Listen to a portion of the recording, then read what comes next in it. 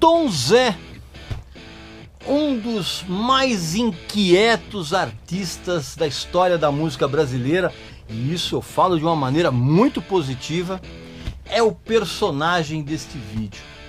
Ele está em muita evidência nos últimos dias e eu vou explicar para você por que ele merece.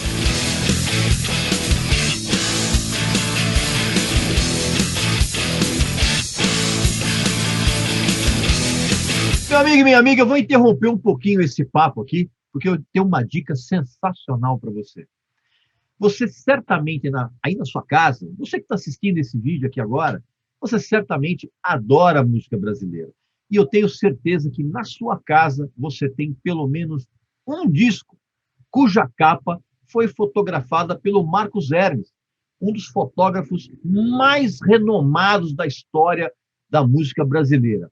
E ele lança um livro que é um absurdo de legal e você vai ter um desconto especial nesse livro. O livro chama-se Brasileirô e é um livro luxuosíssimo, cara. Tem umas imagens espetaculares. Aliás, todas as fotos assim, foram muito bem escolhidas e são fotos realmente sensacionais. Algumas delas são até desconcertantes. E você sabe muito bem, você segue aqui o nosso canal, você sabe que você tem privilégios, né? Basta que você clique no link aqui abaixo ou no QR Code da tela, que você está vendo nesse exato momento, preencha o cupom de desconto com Regis Tadeu Indica, tudo junto, e você vai adquirir essa obra-prima da fotografia musical com 10% de desconto. Então, já sabe, clica no link abaixo ou no QR Code aí da tela, preenche o cupom de desconto, Regis Tadeu Indica, escrito tudo junto, e na hora que você vai finalizar a tua compra, você vai ter 10% de desconto. Brasileirô é um dos livros mais impressionantes da história da fotografia musical brasileira. É uma obra que tem que estar na tua casa para você e toda a sua família apreciarem, porque as imagens são sensacionais e tudo muito bem escolhido. É um capítulo importantíssimo no registro da história da música brasileira em todos os tempos. Então, você que está assistindo esse vídeo e que certamente adora a música brasileira, você tem que ter esse livro, tá bom? É uma dica muito legal para você e também para a tua família. Agora, a gente pode continuar com o nosso papo. Meu amigo e minha amiga, aos 84 anos, o Tom Zé continua tão instigante e inquieto como ele sempre foi, desde os seus primeiros tempos, desde os seus discos espetaculares que ele lançou nos anos 70. Antes, evidentemente, de eu falar a respeito dele, você vai fazer a sua inscrição aqui no canal, você já sabe muito bem como faz, vai visitar a nossa loja que tem uns produtos muito bacanas. E eu estou trazendo a minha opinião a respeito do Tom Zé. Primeiro, por quê? Porque acabou de ser lançada aqui no Brasil uma biografia do Tom Zé. Ela, inclusive, ela foi lançada na Itália no ano passado e ela está sendo lançada agora no Brasil pelo Sesc. E eu adoraria trazer esse livro aqui e fazer uma promoção aqui com eles, né? Adoraria, porque tem tudo a ver com o público do canal. E esse livro, ele foi escrito pelo italiano Pietro Scaramuzzo, a partir de dezenas de entrevistas e papos feitos pelo WhatsApp. É isso mesmo, meu amigo. Primeiro eu preciso antes de falar a respeito do Tom Zé, é preciso mais uma vez enfatizar, cara, a inquietude artística dele, que fez com que ele lançasse alguns discos da história da música brasileira que são simplesmente espetaculares, cara. Eu vou exemplificar com alguns que estão nessas duas edições aqui, ó.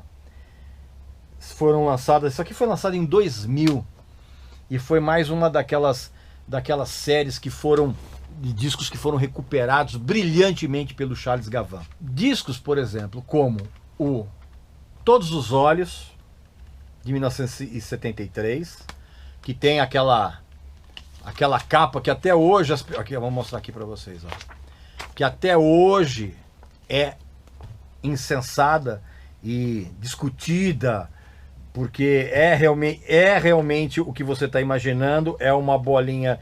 Muita gente diz que é uma bolinha de gude nos lábios de alguém, mas na verdade isso aqui não são lábios, né? São exatamente o ânus de uma garota, ok? E aí tem gente que fala que não, tem gente que fala que sim, mas assim, é realmente uma capa antológica e o disco é simplesmente sensacional. Assim como não, cara. Esse aqui, ó, deixa eu mostrar aqui pra vocês, eu vou mostrar a capa aberta. Esse é um disco insensado, mas que em termos artísticos ele é superado por esse aqui, cara. Estudando Samba, de 1976, que é um dos discos mais espetaculares e desconcertantes ao mesmo tempo da história da música brasileira. Tem também esse outro aqui ó, que é o Correio da Estação do Brás, que é de 1978, tá? E essa biografia que foi escrita pelo Pietro Scaramuzzo, que chama-se Tom Zé, o último tropicalista, como eu falei, ela acaba de ser lançada e é realmente... Eu tô louco para comprar esse livro, cara. Sério. Comprar esse livro e juntamente com um disco que também acabou de sair recentemente, chamado Raridades, que é um CD que traz algumas pepitas musicais que foram lançadas pelo Tom Zé só em compactos nos anos 70. Coisa que inclusive nem ele mesmo lembrava. E tem nesse Raridades, tem uma raríssima performance do Tom Zé com os Novos Baianos, numa música que é Jeitinho Dela, que foi registrada no Festival da Música Popular Brasileira da TV Record de 1969. E eu já vou falar um pouco a respeito da ligação do Tom Zé com esse festival. Então, a carreira do Tom Zé, ela, além de ser repleta desses discos maravilhosos que eu falei para vocês, ela também tem uma das reviravoltas mais incríveis da história da música brasileira, né, ocorrida no comecinho dos anos 90. Eu já vou falar a respeito disso. Calma. Então o Tom Zé, você imagina um cara jovem saindo de uma diminuta, pequeniníssima cidade do interior da Bahia chamada Irará, na metade dos anos 60. E aí ele vai para São Paulo, ou melhor, ele vem aqui, né, para São Paulo. E sabe uma coisa que é muito interessante, cara? Isso é uma coisa que pouca gente sabe.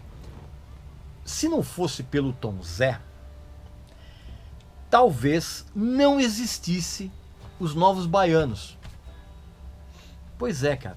O que acontece? Quando o Tom Zé veio aqui para São Paulo, ele começou a dar aulas de violão, né? Isso em 1967.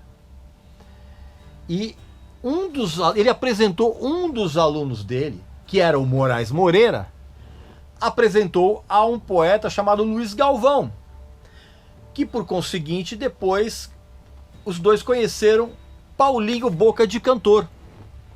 E esse encontro entre os três foi exatamente o marco inicial do surgimento dos Novos Baianos 2 anos depois, em 1969. Então você imagina toda aquela efervescência musical e cultural da época, no meio de uma ditadura, né? É uma coisa maluca. E aí você sabe muito bem que o Tom Zé foi um dos integrantes da Tropicália, né? E ele, não só ele era o cara mais tímido ali de todos, mas também aquele que foi praticamente ignorado, mesmo aparecendo na capa daquele lendário álbum, o Tropicália ou Panis e Circenses, de 1968, que eu estou atrás de uma edição original da época, já há décadas, e eu quero uma edição em ótimo estado, coisa que eu não encontro, né? Esse disco está sempre, nas raras vezes que eu encontrei por aí, sempre em mau estado, cara. Eu quero uma edição original perfeita, né? Vou continuar a minha procura. Mas enfim, esse é outro papo. E o que acontece? Quando eu falo que ele foi praticamente ignorado, nesse disco especificamente, que é um marco da música brasileira, porque ele só participa do disco como compositor, cara, e de uma única faixa, que chama-se Parque Industrial, que é uma música que foi cantada pelo Gilberto Gil, pela Gal Costa, pelo Caetano e pelos Mutantes. E aí, perto do Caetano e do Gilberto Gil, o Tom Zé, ele parecia um coadjuvante para o público. E essa sensação, ela piorou muito quando tanto o Caetano Veloso quanto o Gilberto Gil, eles foram para o exílio. Você sabe desse episódio. E de uma certa forma, o Tom Zé também foi mandado para um exílio, só que aqui dentro do Brasil. E por que eu digo isso? Porque o Tom Zé, o primeiro sucesso dele tinha acontecido exatamente numa mesma edição do 4º Festival de Música Popular Brasileira da TV Record, aquele onde foi registrada o encontro dele com os Novos Baianos, só que um ano antes, em 68, ele ganhou o festival com uma música chamada São Paulo, que era uma homenagem a São Paulo de uma maneira meio poética, meio, como é que eu vou dizer, ambivalente, né? Ou ambígua, se você preferir. Só que isso foi insuficiente para transformar a carreira do Tom Zé num sucesso. Porque os seus discos, apesar de incríveis, né, como esses aqui que eu mostrei para vocês, eles não vendiam nada, né? Cada um deles tinha canções assim que estavam muito à frente do seu tempo, mas isso não se refletia nas vendas, cara. Tanto que teve um tempo, cara, que o Tom Zé, ele passou a fazer shows apenas em universidades, né? Em Grêmio Estudantil, sabe aquelas festas de Grêmio Estudantil de São Paulo. Ele percorria o interior de São Paulo de carro. Os discos eram, esses discos, por mais espetaculares que eles fossem e sejam, e ainda vão continuar sendo, eles eram simplesmente ignorados pelo público e ignorados pelos críticos. Sabe? Ninguém falava do Tom Zé, cara. Nos jornais, nas revistas, nada. Pra você ter uma ideia de como esse exílio foi tão absurdo, o Tom Zé, ele ficou de 1969 a 1993 sem fazer um show sequer no Rio de Janeiro. Nada. E o Tom Zé só conseguiu sobreviver porque ele foi contratado pelo lendário publicitário Washington Oliveto para compor jingles publicitários. O Tom Zé, ele era remunerado para ajudar a vender produtos, enquanto os seus discos absurdamente brilhantes mofavam nas prateleiras. E aí veio aquela reviravolta que eu falei para vocês no começo do vídeo. O David Byrne, o líder do Talking Heads, ele veio ao Brasil em 1988 para gravar um documentário chamado Ileaê, na Bahia. E aí, quando ele foi para o Rio, ele foi visitar o Rio, alguém mostrou para alguém, que eu falo, eu acredito que tenha sido o Arthur Lindsay, aquele músico produtor que tinha o Ambitious Lovers, lembra aquela dupla? Eu acho que foi o Arthur Lindsay que mostrou para o David Byrne exatamente o Estudando Samba, que é esse disco aqui. O David Byrne simplesmente enlouqueceu ouvindo esse disco. Ele pirou. Ele não foi embora do Brasil enquanto ele não conseguiu todos os discos do Tom Zé em LPs.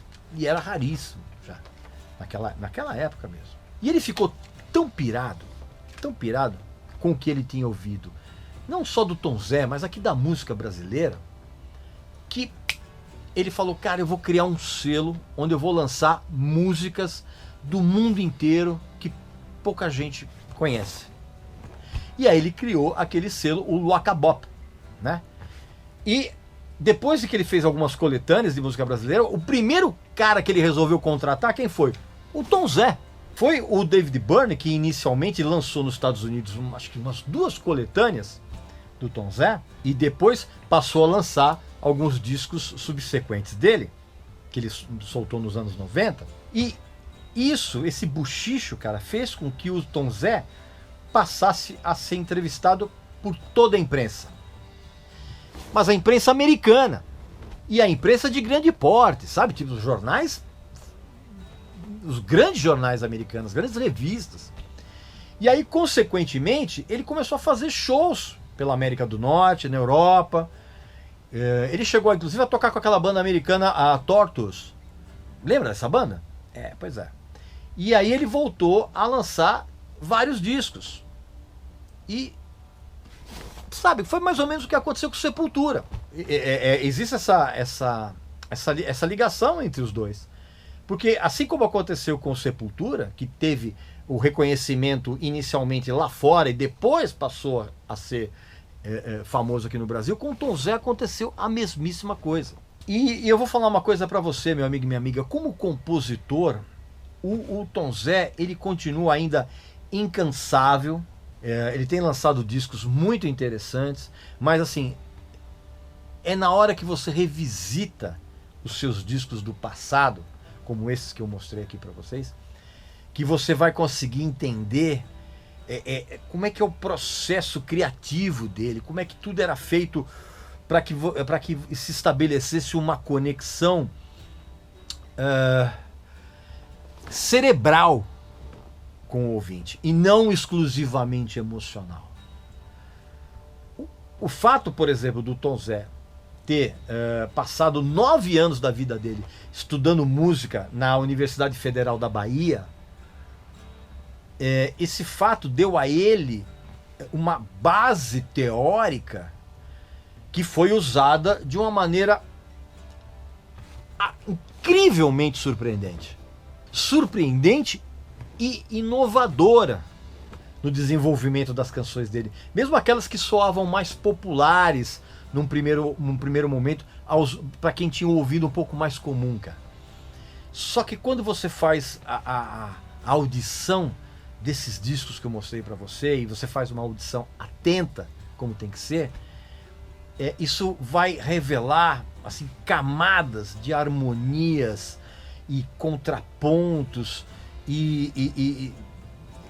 Eu lembro que a primeira vez que eu ouvi esses discos, cara, as minhas orelhas começaram a derreter, bicho. Principalmente quando eu ouço esse que pra mim é o meu disco favorito dele, que eu volto a dizer, Estudando Samba, cara.